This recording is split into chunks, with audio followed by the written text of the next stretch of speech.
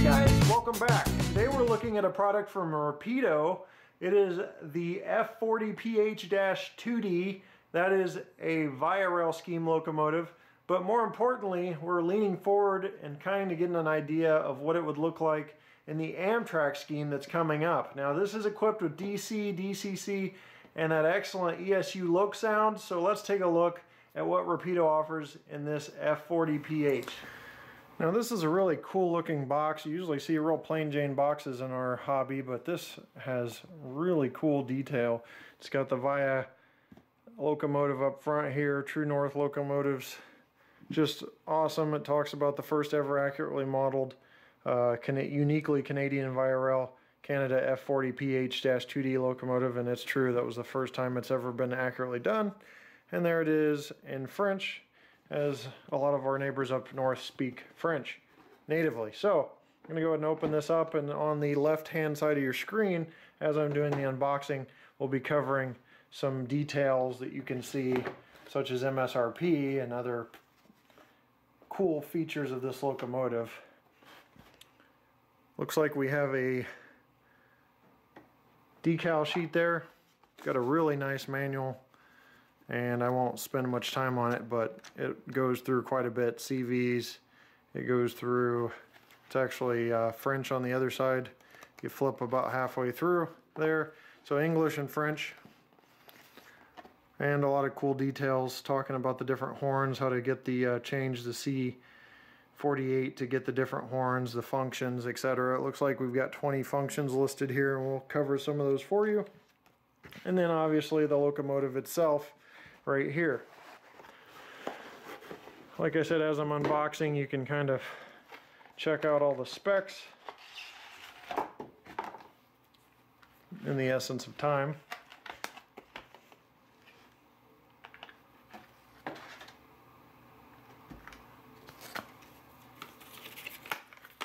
And we've now set the locomotive free from its captivity in the box. So let's focus in on some detail of this F40PH2D. So if you know anything about Rapido trains, you'll know that they are very detail oriented. There's nothing that gets by these guys in terms of detail, and the way they produce their models is really unique in the fact that they scan them all in and they really capture all the details of the prototype. They're just probably the most accurate model manufacturer out there if I had to pick one. But let's look at some of the details of this locomotive. The first thing you're going to notice is the ditch lights are mounted below the anti-climber there. That is very unique to the F40PH2D. So that's one feature. You've got the CN passenger style pilot down here. You have the winterization hatch. As I move the locomotive up, you can see the winterization hatch back here. There's just a lot of features that they do. You've got the twin bus HEP receptacles, which are located, just out of frame, right there. You've got the twin bus HEP receptacles on both sides. Inside you'll see that there's a nice cab detail. It's really hard to tell with the reflection and everything, but just the right angle you can see there's a detailed interior cab that has the desktop controls. That's the actual D in the name, and that -2D part is those desktop controls. You've got the center mounted fuel tank. As we work our way back here to the side, you can see the center mounted fuel tank with the step ladder to get into that really unique side located door. You've got the horn you can see up top there, along with all the radiator fan grills. And those are just some of the details that stick out on this F40PH2D. Now there's the 48-inch Q fans that are along the top here, and it creates what's called the quiet package. It makes things a little quieter for the fans, and the later exhaust manifold that's right there behind the winterization hatch. So you've got the dustbin hatch, a lot of other cab detail, the horn, the exhaust, the Sinclair ice skate antenna up top, if that's what they call them in Canada, and all that separately applied detail You can see the separately applied grab irons. Just the real thin yet prototypical windshield wipers. Cab sunshades. This locomotive is just jam-packed with detail. And then one thing that Rapido never does skimp on is the detail. But one thing that really sets them apart, you know, a lot of people do separately applied grab irons and things like that, but I've never seen a Rapido engine with the grab irons angled. Their factory workers do a great job. Look at that underbody detail. Just a lot of great detail that they didn't have to go into. They could have skimped on some of that because it's not as visible, but they did a great job. And it's a heavy engine, and as you saw in the specs earlier, I've got the weight and the pull test in there.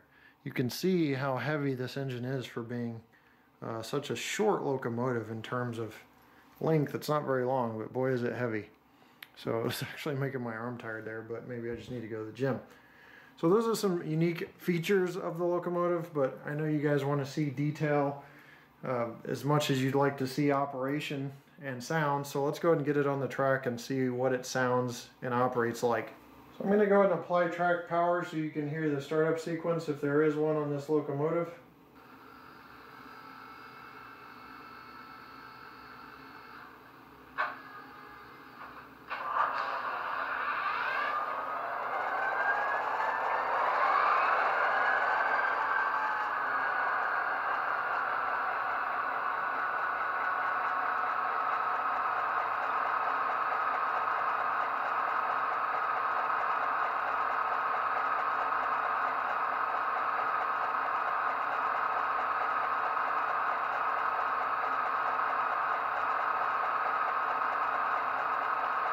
So there you have the startup sequence. Let's go ahead and listen to some sounds.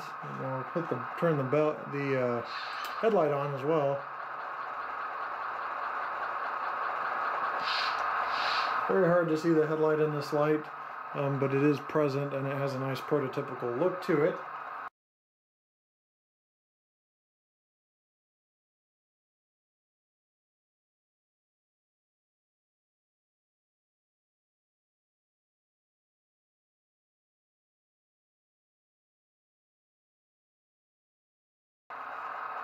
Let's listen to the bell.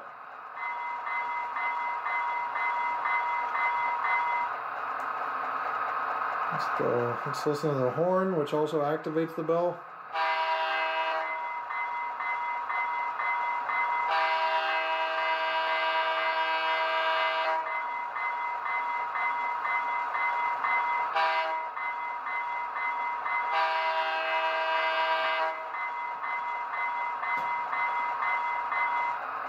Eventually the bell turns off after the activation of the horn, as long as you don't have the bell on separately. F3 is the Doppler horn.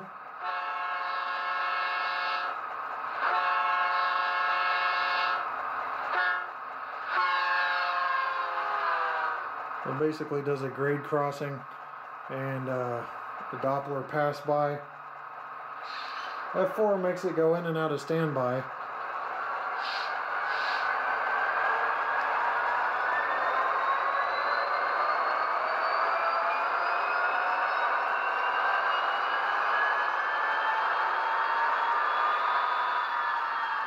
F5 makes it go in and out of run. F6 handles the ditch lights. You can see those came on. Turn them off, back on. They don't just turn on, they have a little bit of a dim to bright move on there. You can dim the headlight and the ditch lights with F7. F8 will start it up, shut it down, and mute it. Let's go ahead and listen to the shutdown sequence.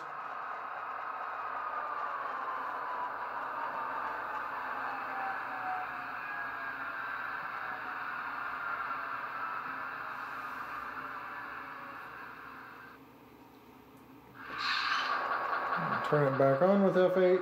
F9 is the dynamic brake.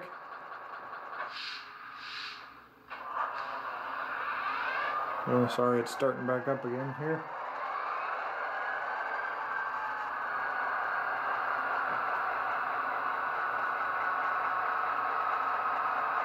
Hear that whine of the dynamic brakes there. F10 handles classification lights. The red classification lights light up with F10 and then turn back off with F10. There's several others that I'll skip because there's just so many, but that gives quite a rundown of most of the functions on this locomotive. So let's get into operation. So what I'm going to do now is do one speed step out of 128. The speed step will just start at 1. We'll see how the locomotive reacts forward and reverse. And then later, I've got this easy track loop here. I just want to let you guys know I'm under renovation, putting up a new layout, so we can at least run it around the block to see how it operates at fast speeds and just, you know, see trains go around in a loop like we did when we were kids, because that's what started us in this hobby. So let's go ahead and move this at 1 speed step.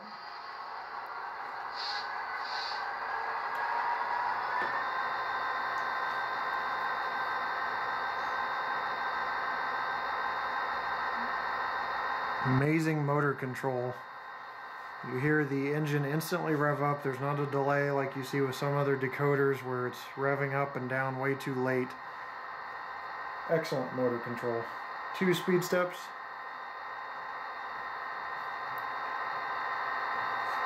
3 speed steps. 4 speed steps. 5 speed steps. You can't hardly tell that this locomotive is transitioning with speed steps because there's no jerk or anything to indicate that that's happening. So I'm going to go and reverse to 0. This is, I'm not kidding you guys, this is probably the smoothest operating locomotive I've seen in terms of transitioning from speed step to speed step. I'm just blown away. I thought something was wrong because I couldn't tell that the speed was actually increasing until I kind of caught the frame and my vision here to notice that it was. Alright, here's reverse. 1 speed step. 2. 3. 4. 5. 6 to 7. I kind of moved twice. 8. 9. 10. In reverse.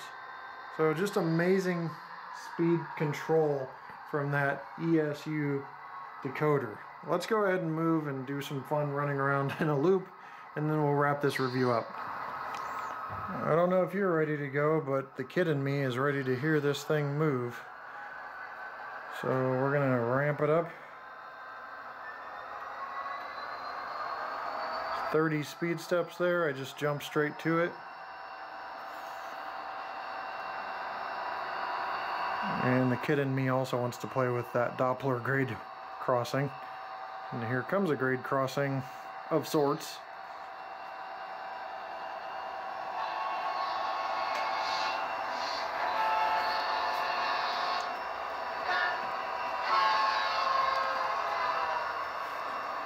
Now I'm going to ramp it up to 70 speed steps here. I have to pardon my mess as I'm working on the new layout. There's 70. I'll move it up to 101 speed steps. And all the way up to 126.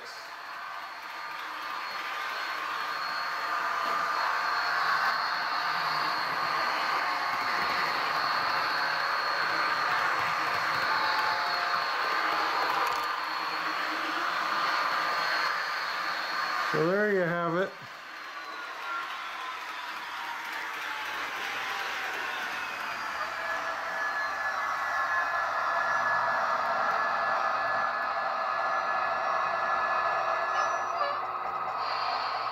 Hear the brake squeal and the hiss, and just amazing speed control, as I mentioned.